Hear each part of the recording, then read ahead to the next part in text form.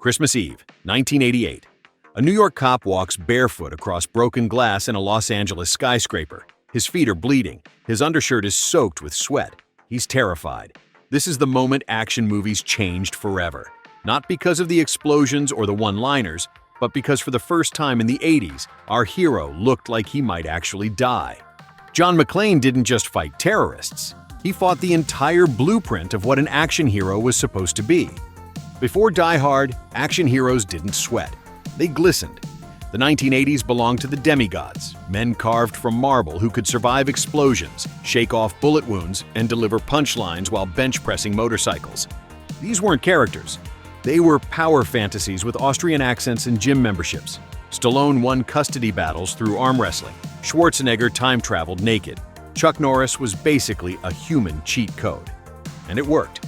Audiences wanted gods among mortals, invincible warriors who made the impossible look easy.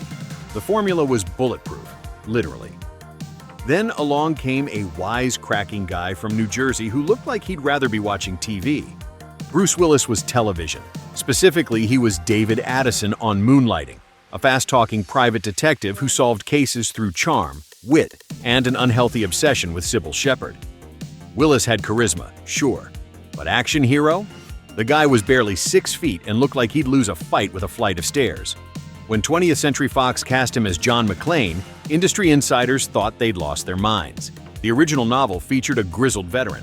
The script went through multiple rewrites. Stallone passed. So did Schwarzenegger.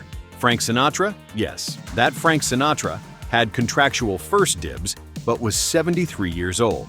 Director John McTiernan and producer Joel Silver were gambling $25 million on a TV actor, a single-location thriller, and a very different kind of hero. They were about to accidentally revolutionize cinema. John McClane walks into that Christmas party as an ordinary man having an ordinary bad day. His marriage is falling apart, his career is stalled, his shoes hurt. When the terrorists arrive, McClane doesn't transform into a superhero. He hides in a bathroom and talks to himself. He's scared. He's improvising, and he's definitely not having fun. Watch what he uses as weapons. Office supplies, construction equipment, elevator shafts, no rocket launchers, no military training montages, just a guy with a Zippo lighter and a really bad attitude. But here's the revolutionary part: consequences. Every punch hurts. Every fall leaves a mark. By the third act, McClane isn't just fighting terrorists. He's fighting exhaustion, blood loss, and the growing realization that he might not make it home. His one-liners aren't delivered from a position of strength. They're pressure valves, gallows humor from a man who's genuinely afraid he's about to die. When John McClane survives, it doesn't feel inevitable. It feels miraculous, because for 2 hours, we believed he might actually lose. Hollywood noticed. Suddenly, every action movie was Die Hard in a something. Die Hard on a boat. Under Siege, Die Hard on a plane, Air Force One. Die Hard in a building that wasn't Nakatomi Plaza. Basically every other action movie in the 90s. But they missed the point. It wasn't about the location. It was about the hero. Bruce Willis had created a new archetype. The everyman thrown into extraordinary circumstances, surviving on wit, luck, and sheer bloody-minded determination. Willis himself rode the wave. Die Hard 2 and Die Hard with a Vengeance proved McClane wasn't a fluke.